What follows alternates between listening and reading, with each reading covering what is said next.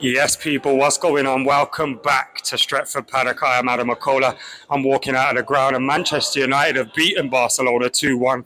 What a victory for the Reds. Second half goals from our Brazilian boys, some samba football as Fred and Manchester United meant United won 2-1 in the end. It was a proper Jekyll and Hyde performance. I've often called Fred Jekyll and Hyde in the way that he plays football, but it was a proper Jekyll and Hyde performance for Manchester United today. The first half wasn't great, although we started okay. We had a clear chance from Bruno, which he missed. But once Barcelona got that penalty, which was really soft, and Lewandowski dispatched it, United's performance suffered. And as a result, Barcelona became more confident in the game. In the second half, I was absolutely fearing the worst. But thankfully, Manchester United had a performance. Now, there were changes from the manager, and I think those changes were vitally important.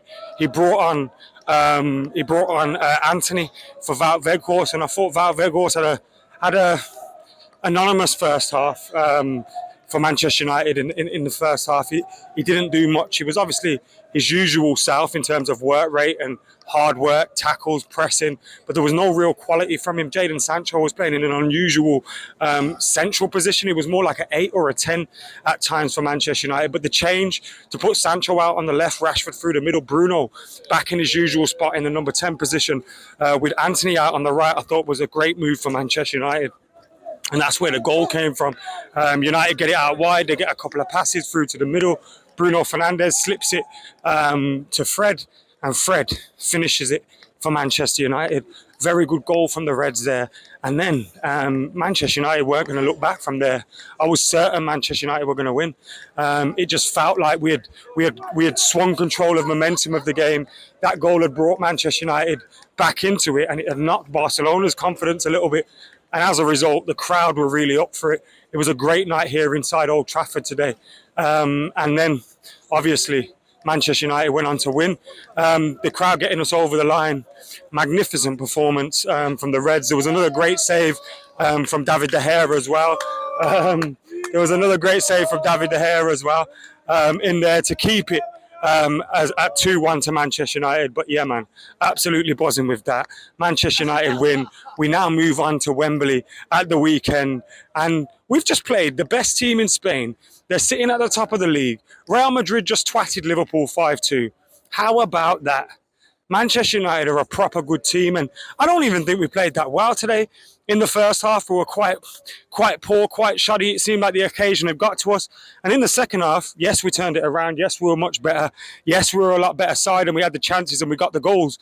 But I don't think it was a vintage Manchester United performance. And this is a compliment that I'm making. This isn't a criticism. I think Manchester United are just a very, very, very, very good team. And you can see that every time they take to the pitch, whether we perform well, whether we get the tactics right or wrong, the manager's able to change things. You saw that in the second half. Maybe he got things wrong in the first half, and in the second half he changes it up, and Manchester United go on and get the win. And yeah, man, what a result. What a night it was in there. It was absolutely bouncing. And I said before this week started, I was worried about that Leicester game. Beat Leicester and we should go on and beat Barcelona and then beat Newcastle. And you do feel like the momentum could be huge for us and take us through that Newcastle game. But wow, what a win. What a win. And there will be some tired legs out there. There was a few knocks to Casemiro, to Rashford and Cole.